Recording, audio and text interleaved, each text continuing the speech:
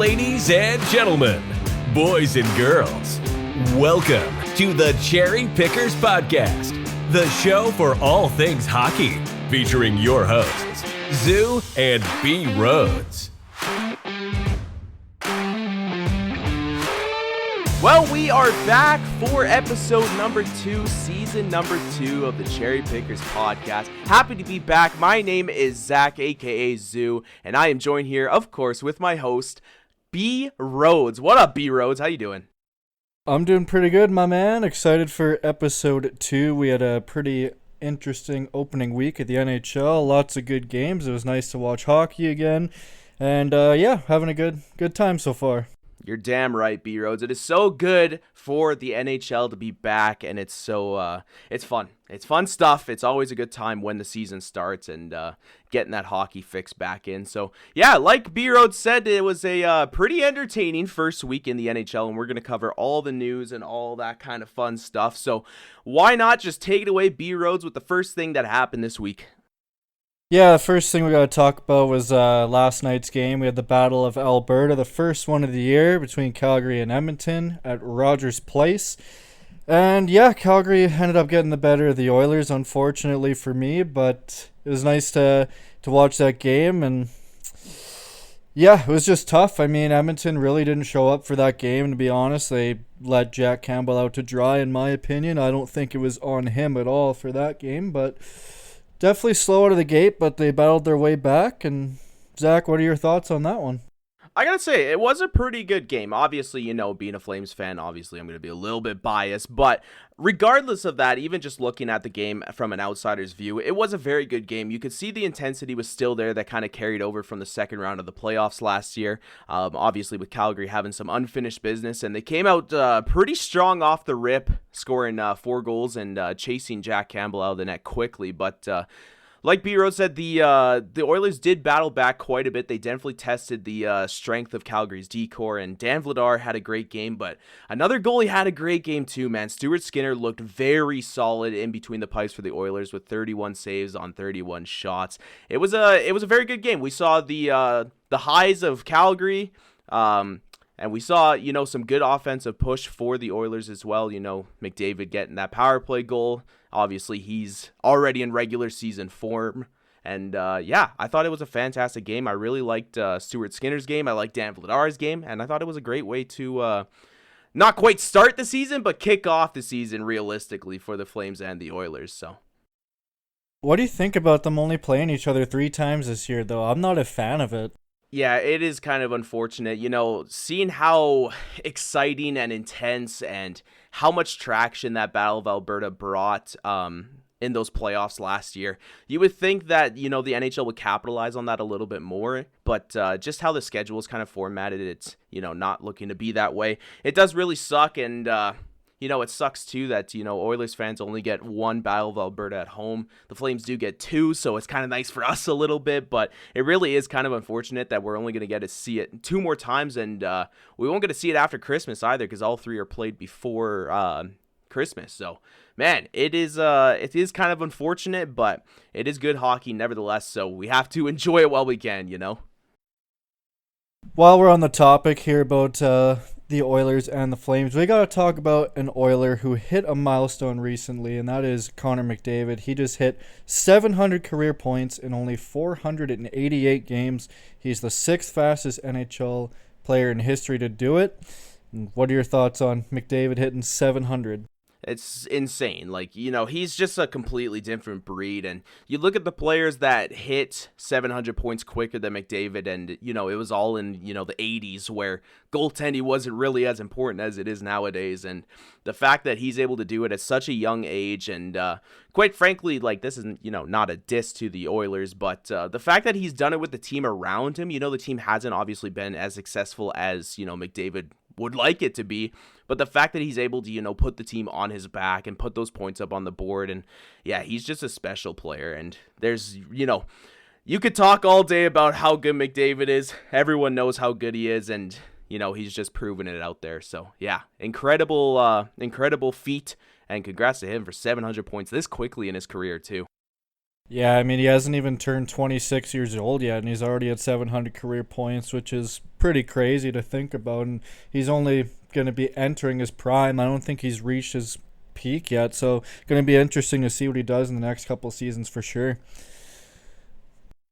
All right, we got to talk about another topic, and that is the Colorado Avalanche. I thought this was pretty interesting for their home opener against the Chicago Blackhawks. They actually invited their former teammate, Jack Johnson, who's playing for the Chicago Blackhawks now, to join them in their celebration for their banner raising. I thought it was a super cool gesture on their part to bring him in, and yeah, it was pretty cool. What do you think about that?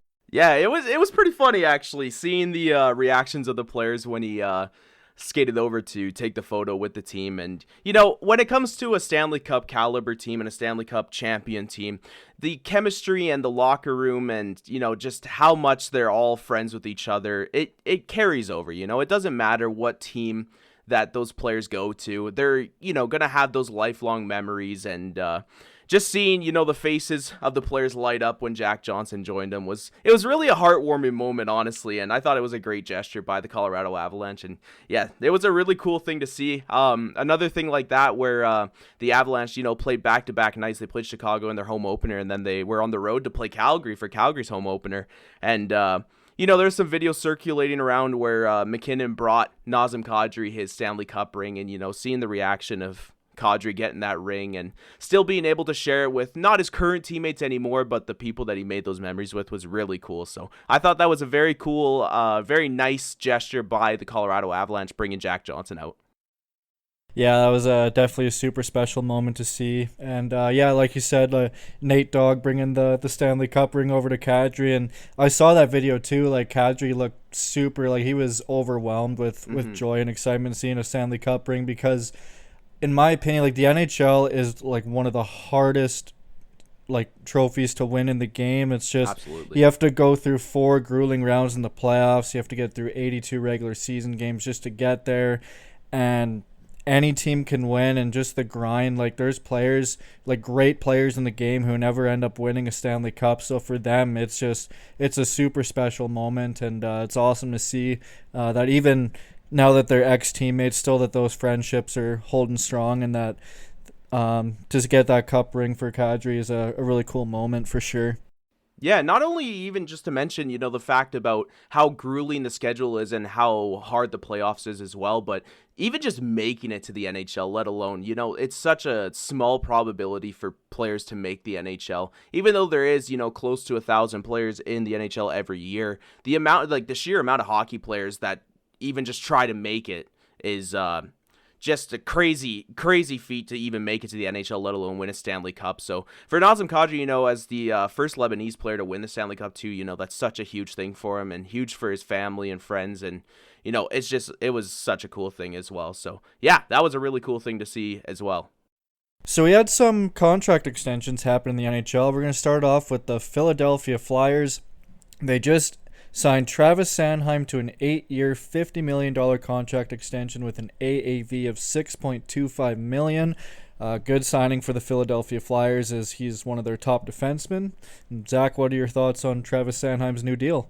I think that's a very fitting deal for Travis Sanheim. Obviously as a Flames fan, I see a lot of comparisons on the Sanheim deal to the Mackenzie Weegar deal, and they're making the same AAV, and obviously in this situation, Weegar is a better defenseman than Sanheim, but you also got to remember too that Weegar is that deal that they got for Weegar was fantastic, and I think the deal for Sanheim is right on the nose. Like Brody said, Sanheim is like one of their best defensemen there in Philly, and he's a young guy too, so getting him locked up for those 8 years is going to be crucial for Philly as they're trying to get back into the playoff hunt. So I really like Travis Sanheim's game. I've always kind of liked him since he's made it to the NHL, and I think this is a fantastic signing for the Flyers.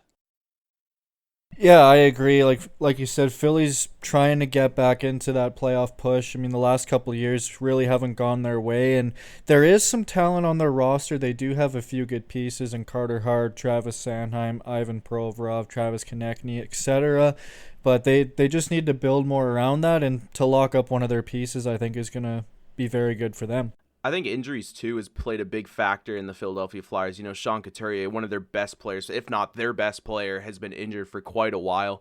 I think, just the eight ball's kind of like they've been behind the eight ball a little bit. And, with the Sanheim deal, it shows that they're not ready to, like, they're ready to commit to pushing for a playoff position. They're not going to, let Lady Luck hold them down, So, yeah, I think this is a great signing for Philly. And speaking of signings, we got another one from the Buffalo Sabres, and I was quite surprised when I heard about this one. They extended Samuelsson to a 7-year, $30 million deal, and it took me by surprise. What do you think about that one? What the heck? That's all I gotta say, man. What the heck? I don't want to be insulting, but I looked up this guy. I tried to look up highlights of him.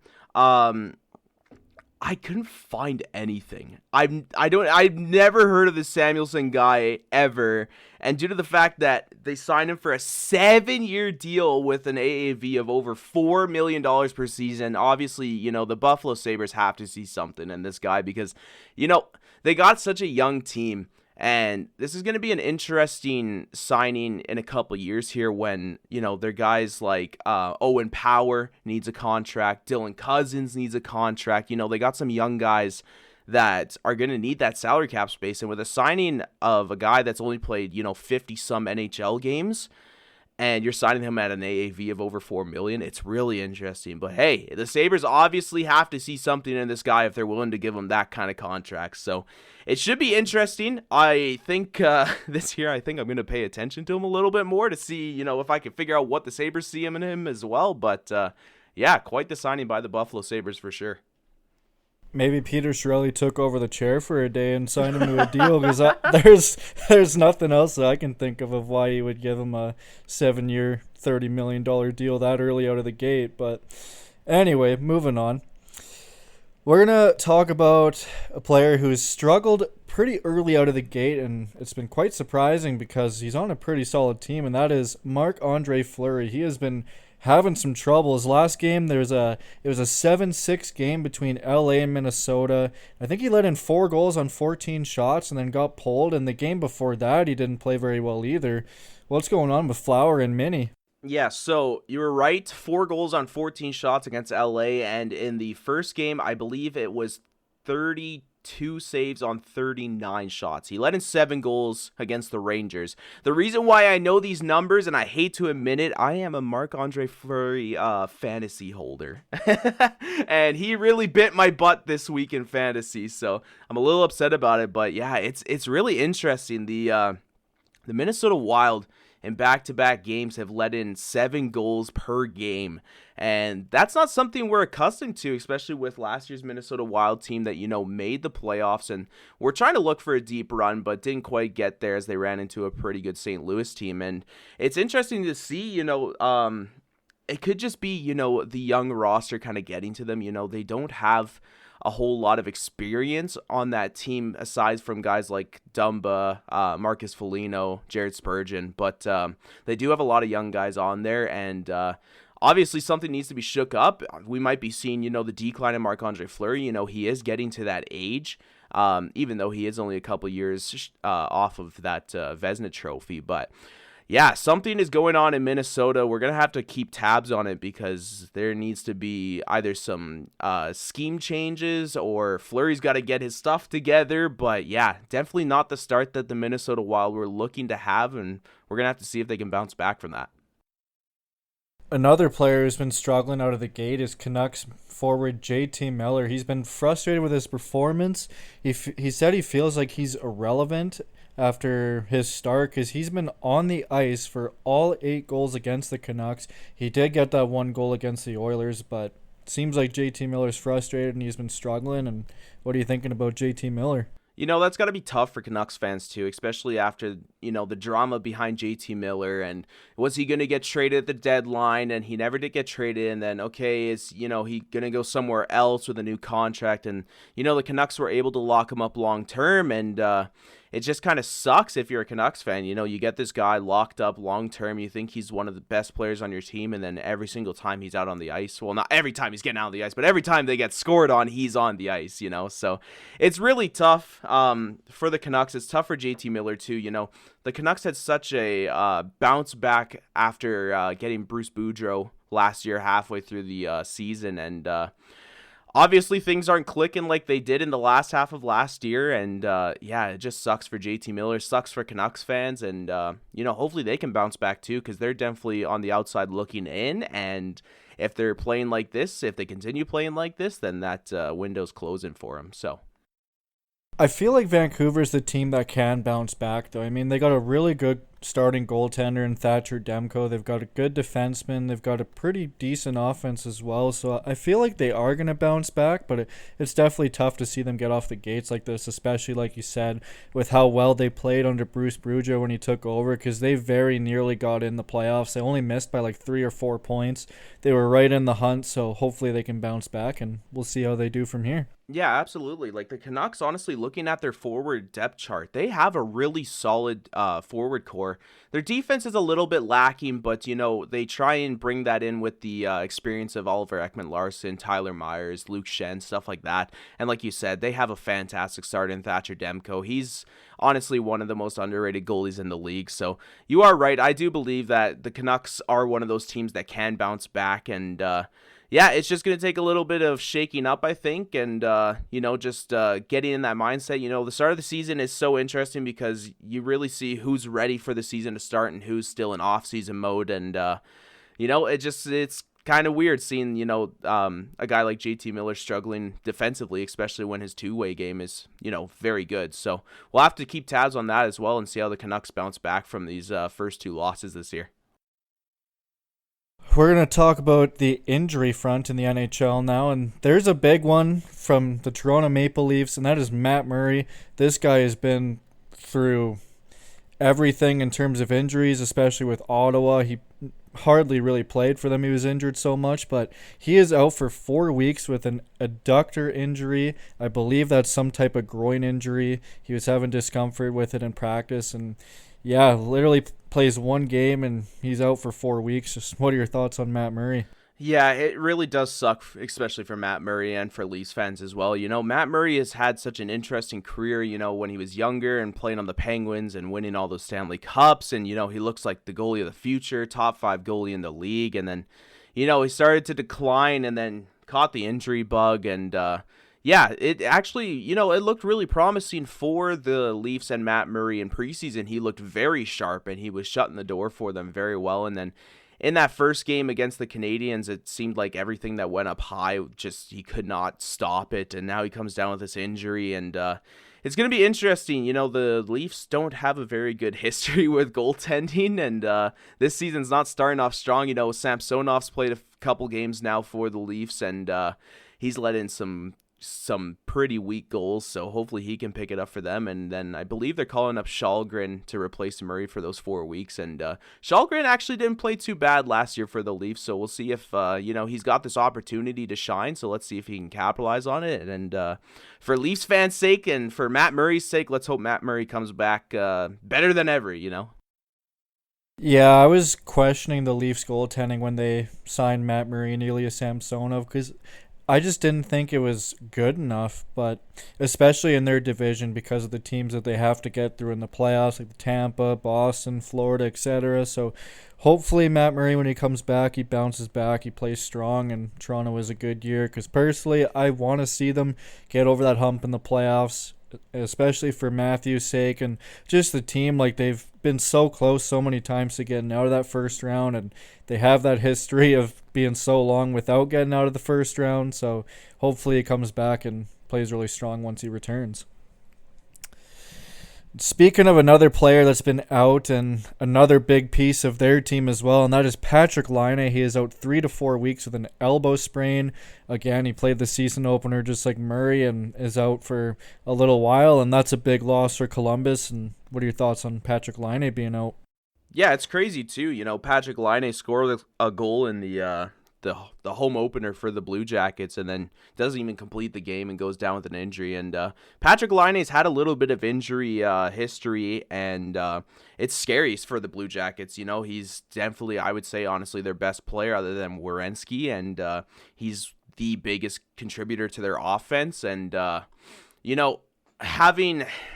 in Johnny Gaudreau specifically to play him alongside Patrick Laine, then to have Patrick Laine go down for a month, it's really tough on the Blue Jackets, not only on the ice, but also probably in the locker room as well, as you lose one of your key guys that gets your offense going. And it's kind of unfortunate for Columbus as well, as Columbus is one of those teams on the outside looking in, and they might not be ready to compete for a playoff spot this year, but they're definitely getting close. And if they keep running into those injury problems like with Patrick Laine, it's super unfortunate. And yeah, you just wish for all the best for Patrick Laine to come back healthier, and hopefully I gotta have a really strong season, and especially having finally a fantastic playmaker to put alongside his scoring ability. So we'll have to keep tabs on Columbus, see how Patrick Laine's recovery comes, and hopefully he can bounce back and get back to his scoring ways.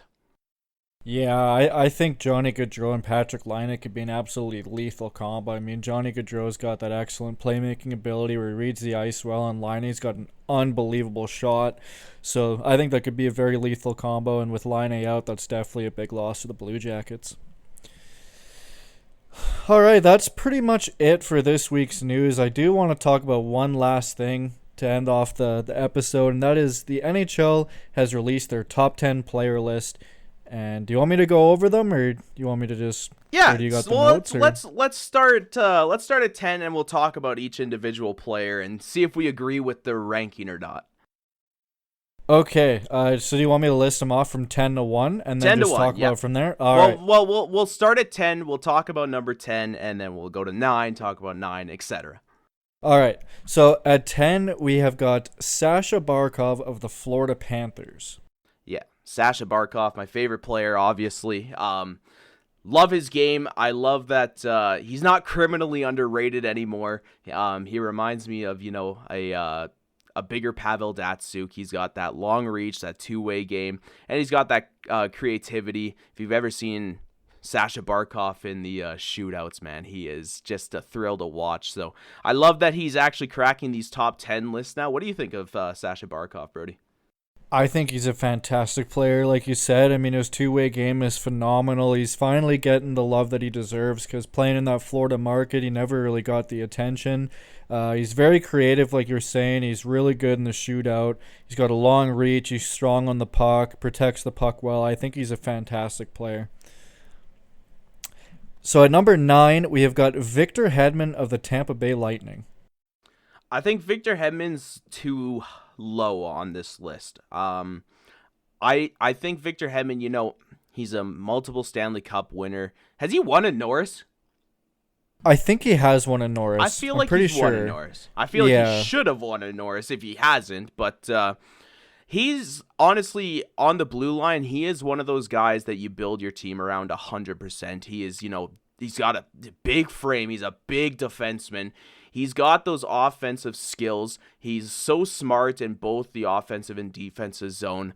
With the benefits of being big, he's got that long reach, that physicality. He's just one of the most ideal two-way defensemen. I would honestly say, he's obviously the second best defenseman in the NHL. But I think, honestly, in my opinion, I think he should be around like the 7 or 6 mark for best players in the NHL. Yeah, I agree. I mean, Victor Hedman has had a fantastic career, multiple Stanley Cups. Pretty sure he's won a Norris. He's very good in his own end. He's physical. He reads the ice very well. He defends really good. He's not like the best offensive defenseman, but he's going to be really good shutdown guy. He's going to log up those big minutes for a deep playoff run type caliber team that the Tampa Bay Lightning are. And yeah, I think he's a very, very good defenseman. Like you said, I would put him at the second best defenseman in the NHL. Now we're going to talk about number 8, and in my opinion, I think this is a very controversial one at number 8, because I want to see more of him before I would put him here, but that is Igor Shesterkin of the New York Rangers. Yeah, I agree with you. Last year, obviously, it was no surprise that Shesterkin was the best goalie in the NHL. That's why he won the Vezina Trophy. However, I still do think that Vasilevsky is the best goalie in the NHL. We've only seen such a small sample size. Like Brody said, I'd love to see more of Shesterkin, and we're going to see more of him this year. But yeah, I don't know. I think, Shesterkin, he plays so confidently. He's not the biggest goalie in the NHL, but he's very athletic. His vision is fantastic. He's got great rebound control, and I think he obviously is a fantastic goalie. He's definitely the second best in the league. Spoiler alert, because this list has him as the best goalie in the league. But yeah, I don't think he's there quite yet. Can he get there in the future? Absolutely. I think he could be a better goalie than Vasilevsky, but I don't think he's there yet. And yeah, I don't know. I don't know if he cracks the top 10. I think he's probably 11. I would honestly put Vasilevsky in his spot instead. Yeah, I agree, because Andrei Vasilevsky has that pedigree. He's won Stanley Cups. He's won a Conn Smythe. Like, he's been there, done that over a long period of time. And Igor Shesterkin, like, he had a fantastic season, but I just need to see more. I need to see it over like 2 or 3 seasons at least before I'd put him at number 8. But nonetheless, NHL.com thinks he's at 8, so we're gonna move on. Yeah, we're rolling with it. So at number 7, we've got a player who's been around for a long time. He's had a fantastic career. He's had injury issues over his career, but I still think he's an elite player in this league, and that is Sidney Crosby of the Pittsburgh Penguins. Yeah, I think Crosby at 7 is not bad. I think personally I would have him at 6. Crosby's started out this season so hot. Like, he's got 6 points in 2 games already this year. And like Brody said, he's been so injury plagued. He's had, not the best of luck when it comes to injuries, but he has the resume already. He's got the, the Olympic gold. He's got the Stanley Cups, the Conn Smythe. He's got it all. And Crosby's obviously going to make the Hockey Hall of Fame. But I think what the problem is that people don't think Crosby is as good because he's getting older, and that is absolutely not the case. You look at Crosby and you look at Ovechkin, and they just age like fine wine, man. Like, they are still so good even though they're getting close to the end of their career. And I think Crosby is a little bit underrated still due to the fact that players or people think that because he's older, he's not as good. And I think that's completely wrong. I think he is still near the top of his game and near the top of the NHL. I agree. Like, Sidney Crosby is still an elite player in this league. He's got a fantastic two-way game. He's elite at face-offs. He's just a dominant force, and he knows how to win when it matters. So, to me, I think Sidney Crosby, I agree, I would have him at number 6 personally. And like you said, he's aged like fine wine. He still continues to be a fantastic player in this league. And I still think he's got a few years left in him to still be an effective player in this league. So at number 6, we've got a Russian winger, and that is Nikita Kucherov of the Tampa Bay Lightning. See, when it comes to Kucherov, I'm not sold on him either. I don't think Kucherov is better than Sidney Crosby. I don't even think Kucherov personally is better than Hedman. I think Kucherov, fantastic offensive player. Anytime he touches the puck, like, magic's going to happen, But his defensive game is definitely lacking compared to, other players of his caliber. And, if I were to take, a guy like Kucherov at 6 and Crosby at 7, I think I'd flip him, honestly. The problem with Kucherov, is like Crosby, he's caught that injury bug and he's missed a lot of hockey in his career, And don't get me wrong, I don't think that Kucherov's a bad player, but I don't think he should be rated as high as he is by most standards. Yeah, I would agree. I mean, to me, Nikita Kucherov, I think for this rating, I think they focus too much on simply offensive production and not all areas of the ice. Like, Nikita Kucherov is a fantastic offensive producer. He won the Art Ross in the 2018-19 season. I believe he put up 128 points. But I look at all areas of the game, and to me, I don't see how he's better than Sidney Crosby in all facets, or even, like you said, Victor Hedman, because I don't think they take into account all areas of the game. So for me, I wouldn't have Kucherov at 6 either. Yeah. So at number 5, and I think this is fair to have him here, and it's one of my boys on my favorite team, and that is Leon Draisaitl of the Edmonton Oilers. Yeah, I think 5 is fitting for Draisaitl. You know, he's a fantastic player, obviously.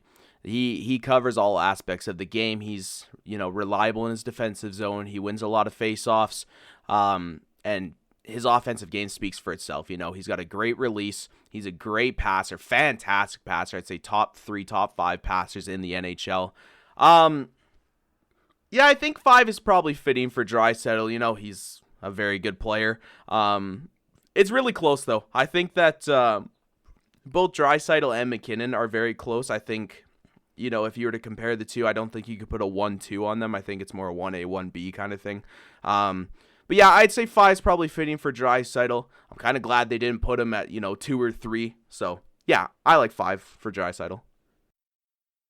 Now we got another one at number 4, and I think this is fair because we just talked about this guy, and that is a Stanley Cup champion from Cole Harbour, Nova Scotia, Nathan MacKinnon of the Colorado Avalanche.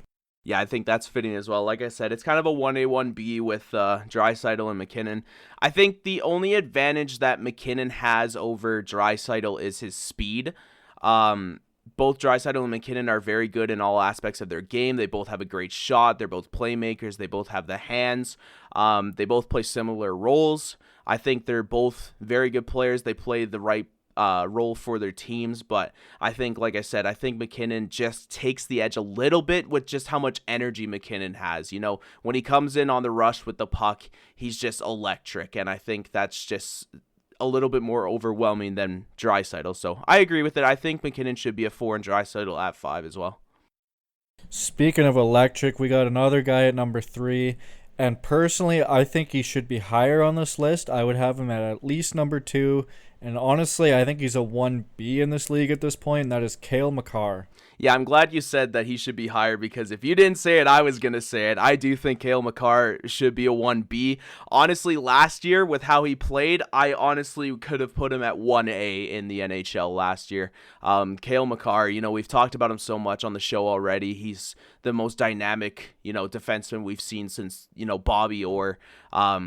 The offensive creativity, his skating ability, his edges, his hockey IQ, and not only that, you look at a player like that and you're like, oh well, there's got to be an area that he's lacking in. But you look in the defensive zone, and even in those playoffs last year, Makar's taken the ice against McDavid and he's handling him like no one's business.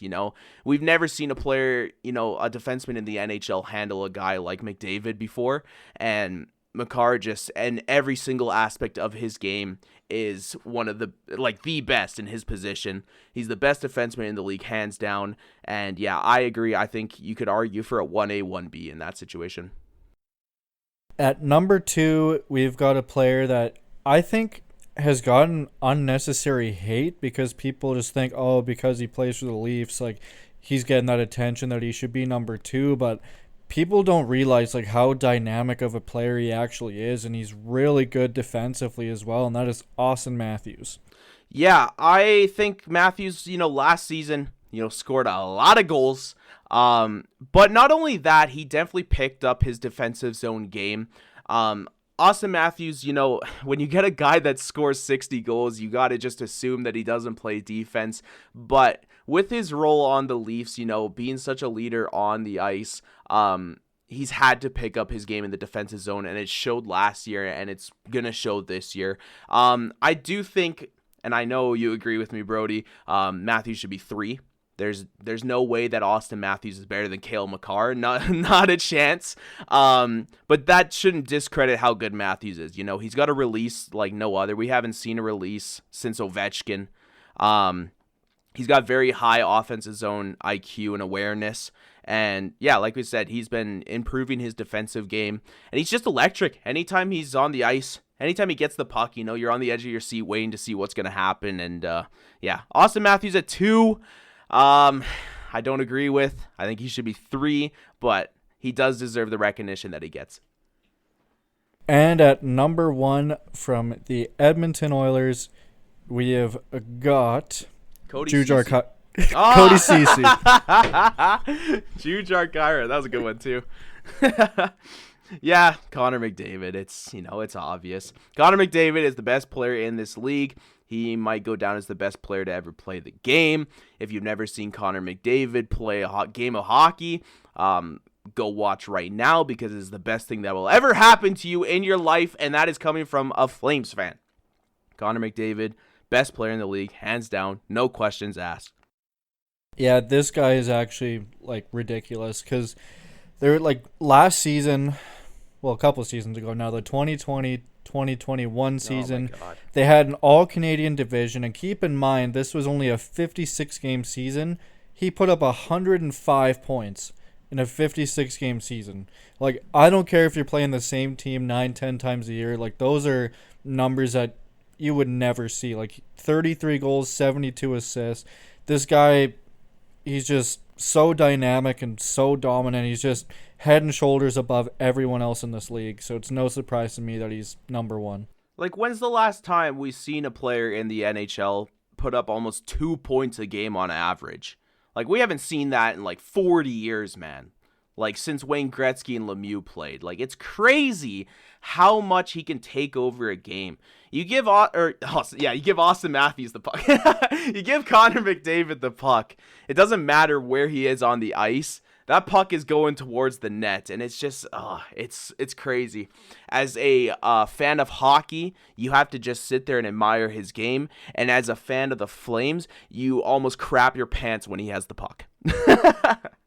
I do it as an Oilers fan. Like, as soon as he's coming down the ice, like, you just know something's gonna happen, and you're just like on your toes, like ready to see something crazy happen. He's just got that ability, and he's just a phenomenal player. There's a reason why year after year, I must keep saying Austin Matthews. I don't know why we're talking about Connor McDavid here.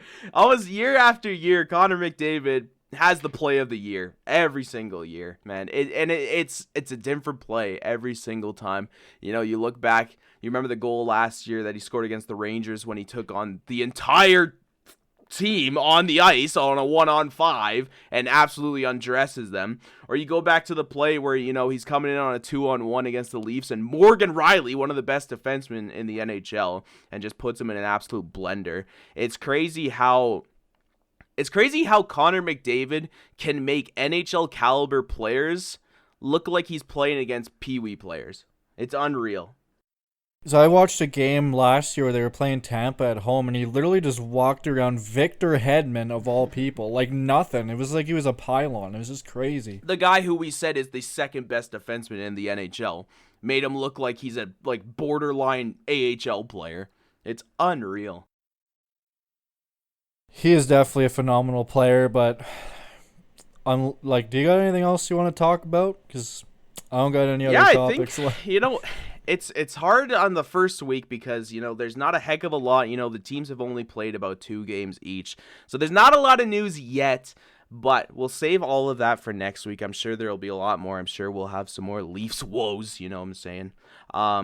Yeah, I think that about covers the news for this week, Bee Rhodes. Thanks for anchoring this episode. As always, we appreciate every single one of you for listening. Our podcast is available on YouTube, on Spotify Podcasts, Apple Podcasts, Google Podcasts. It's available everywhere, man. Yeah, we're aiming for 1 episode a week, so make sure you stay tuned. Also, check out our Twitter where we post any notifications about future episodes. It's at TCP_show. Also, check me out on Twitter at your boy Zuu. That's Zuu, Z-U-U. And also check out Bee Rhodes on Twitter too, you know what I'm saying? Brody Mac 97. Anything else you want to add before we go? Yeah, I mean, I got to get the followers up on Twitter. I only got 20, man. Give me some love. Some followers. Give Bee Rhodes some love.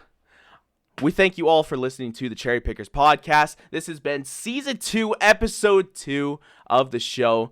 Thank you all for listening. Take care.